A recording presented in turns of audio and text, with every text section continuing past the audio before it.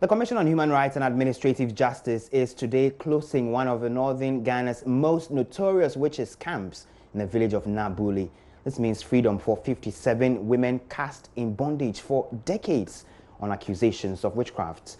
The witches' camp's menace has been the subject of a recent JoyNews documentary, Camps of Bondage. Ahead of the ceremony, my colleague Justice Beidu followed some of the women on their journey of joy and of anxiety out of the camp. Here's the report.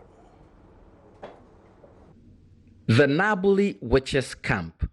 For some, a safe haven where women accused of witchcraft, fleeing persecution, find solace. But for others, this is a dreaded open dungeon where those that are unwelcome in their own homes come to die. This camp has been here for as long as anyone here remembers. Now it is about to shut down. Kuma Awie is one of the last women packing up to leave.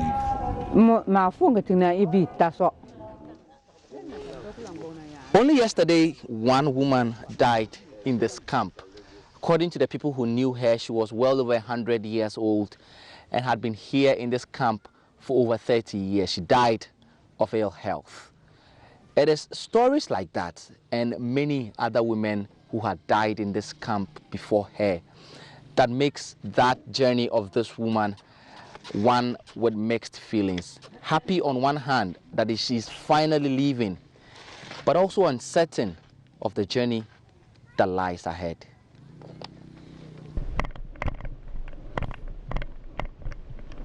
Kuma Awie's story is like that of many who came before her into this camp. Someone in her hometown said she saw her in her sleep trying to cut off her head. That accusation was enough to convict her and force her out of her home and away from her family after hours of beating and torture. As I'm going home, I am looking forward to the people I know welcome me back home. My stepmother, my grandchildren, my husband, and all the people I used to talk to.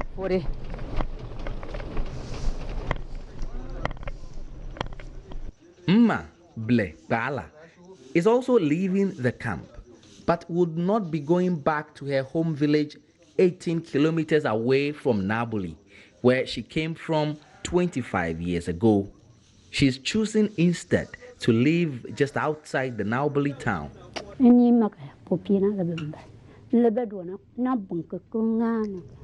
I am not going anywhere.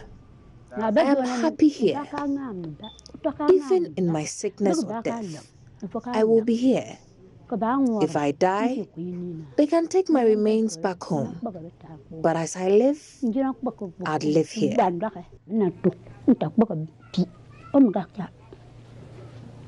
Why can't you go home? Why can't you go back home to Nawek? They'll kill me. The sort of beatings I suffered when I was accused of witchcraft nearly took my life. I can't go back to that again.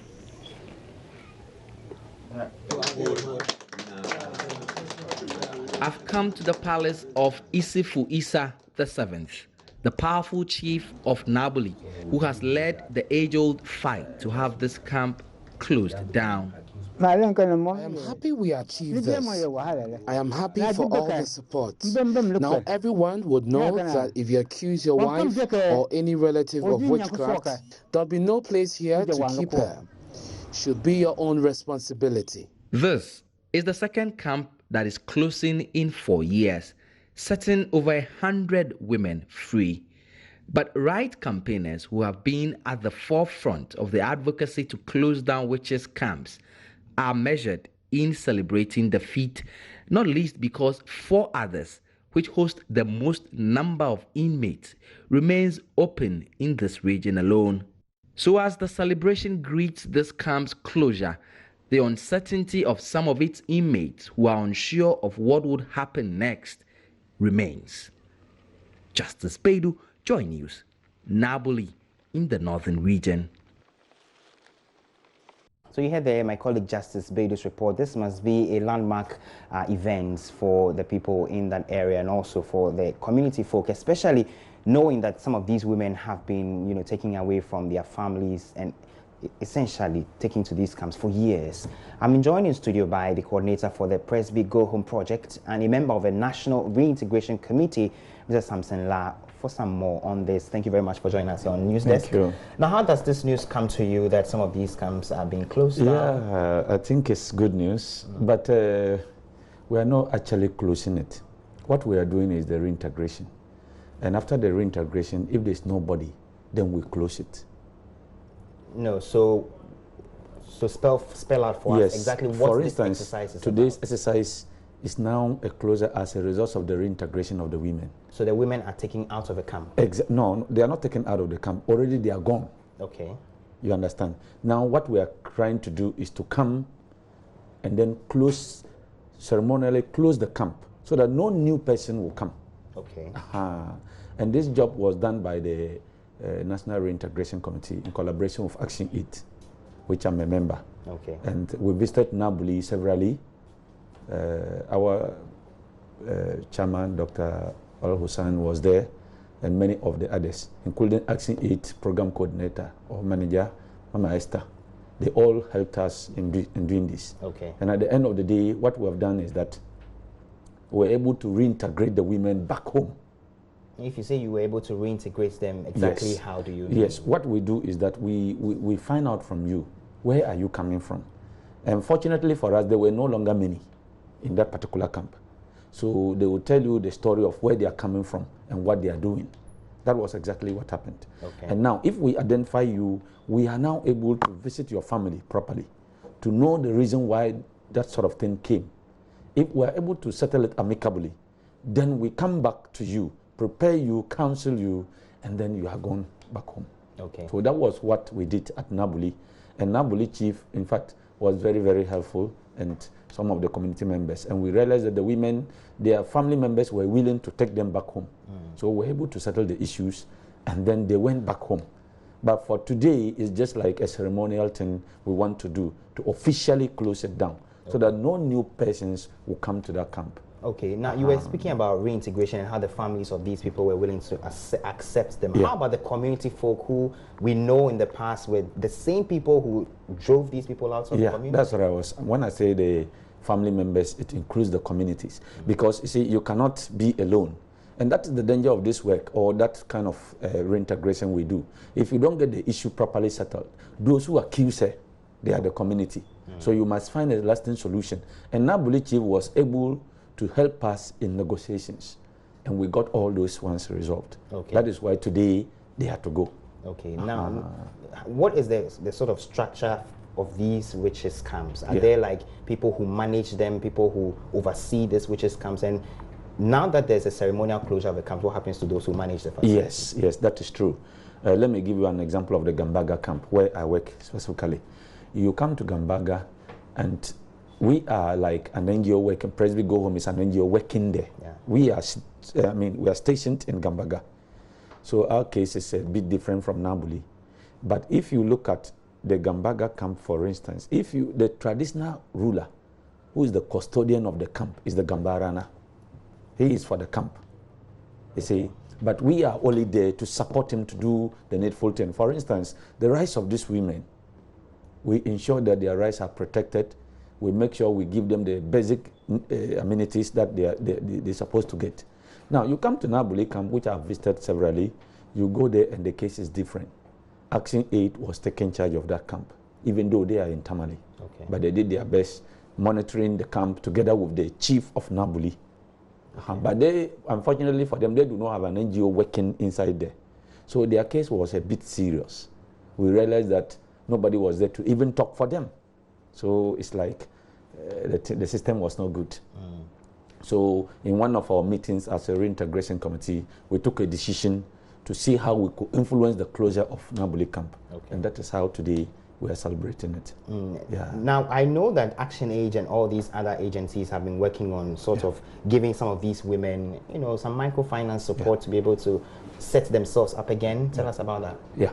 You know, as they are going today, in our meeting, we agreed that every woman should be given some amount of money, and then even the chief, who is the traditional owner of that camp, will be supported today, because we also realize that sometimes while the women are at the camp, they are also benefiting as a result of that. So now that these women are going completely, what happens to him? So the group also agreed that let us get something for the chief specifically, so that he too can be able to take care of himself. Not that the women were taking care of him, but as you know, you can't even go to the camp there without first going to the chief. And in our northern tradition, you can't just go to a chief empty-handed. So some of these things, we looked at it vis-a-vis to see and to ensure that, I mean, there were no conflicts. And that was exactly what happened. Tell us about some of the challenges, you know, the committee faced in carrying out this reintegration process. It wasn't easy, because from Tamale to Nabuli alone, the distance, if they tell you, you won't believe it, is still in the northern region. But it's a very long distance. The last time we went, when we came back, in fact, if you came out from the car, you could not stand because of the nature. But that is one. Even how to travel there was a big challenge. The second thing was that we realized that communities were not prepared. People still believe in witchcraft. So it was very difficult. Sometimes they see us as a threat. They think that we are promoting witchcraft. But until we are able to, for instance, in Gambaga, we do every quarter, we will do about 3 community education meetings. And when we go into this community debates, people, after you have given your speech and you allow the people to contribute, you will see the anger in them.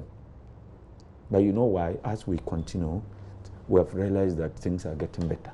So I think that Nabuli was not exceptional. It was just the same thing. After we had visited, the first time we visited, it wasn't good for us. We persisted and went back and went back and went back. In fact, I wouldn't say anything that mentioned Sister Alia, who is I've forgotten her role, but she's the secretary to the group, to the reintegration committee, I mean. In fact, she played a very big role. There was a time she had to visit there alone. There were times I went with her, and even the Sraj. And if you look at the reintegration committee, the composition is very good. We've done it in such a way that everybody is involved. The traditional rulers are there, also represented by the Kusegura. And you know, anything we discuss, it goes back to them. Then Action 8 as an organization, even their own director is there, and Sister Alia that I'm talking of is also coming from Action 8. Then you have the Presby Go Home, where I represent. Then we have the Dopsu wing of the Ghana Police Service. Commander Holotu is a member. Then we have Shraj. We have the Shraj, represented by our Able Bani and many others. You know, that is how we did it. And then when we went to Nabuli, initially it wasn't good, but we kept on. And at the end of the day, the chief also bought into that idea. You see, and realized that the women were really suffering. They needed some care. So Action 8 and the group even went ahead, the reintegration committee went ahead and supported those who could not. Like if I want my mother, but her room had been destroyed already. So now she's coming back, where will she be? Action 8 with the reintegration committee were able to get some little houses or some little rooms for this kind of thing, and it's fantastic. I mean, exciting news for, you know, the fight against some of these labelings in our communities, etc. But the assurance you're giving is that these women who are being reintegrated are not going to be harmed by these same people. Yes. You know, that is why we don't want the word closer.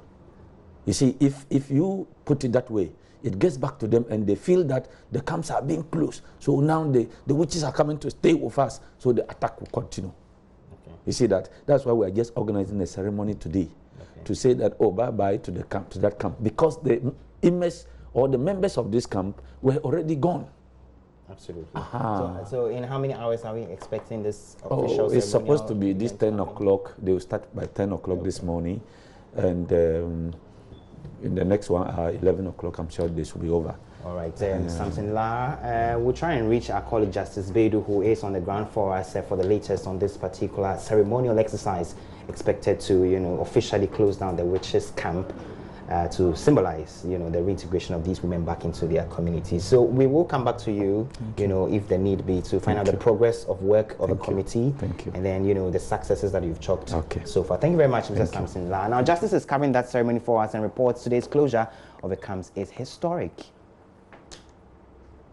This is a truly historic moment, not just for the women in this camp, but also for the people who live in the community in Nabuli itself and even beyond, and this entire enclave, because this is an age-old practice that has not just held development in this area back, but then also put the name of the people here in bad light nationally. So over the last 2 days since I've been here, the people I've been speaking with tell me that they are now tired of this and want a quick solution to this menace. And so today's occasion is really very, very important for them. And yesterday, traditional leaders, community members that I spoke with were full of joy that this has finally happened. The thing to note also is that a lot of these women are now choosing to stay. Many of them have been here for well over 2 decades and have come to be used to this community, and also scared of what they are not sure would happen if they went back into their communities, and so are choosing to stay. It's a high-powered delegation from the Shraj, from the campaign groups that have been involved in the advocacy to close this camp, from both Accra and at the regional level, that are coming in here today to have this ceremony. What will happen beyond today is the reintegration process. It has taken over 2 years to this point, engaging the women, their communities, the leaders here, to ensure that when these people are brought back, they are well able to integrate. And part of the things that I know is going to be happening, according to the Shraj and the group that I've been speaking with, are deliberate efforts to put these women on livelihood support programs like the LEAP and then other social intervention initiatives to ensure that they are not vulnerable and that they are able to take good care of themselves, in order that they are not forced to come back to this camp. My colleague Justice Beidou there will be following this particular development as and when we have the details of the ceremonial closure of those witches camps. We'll bring that to you here on JoyNews.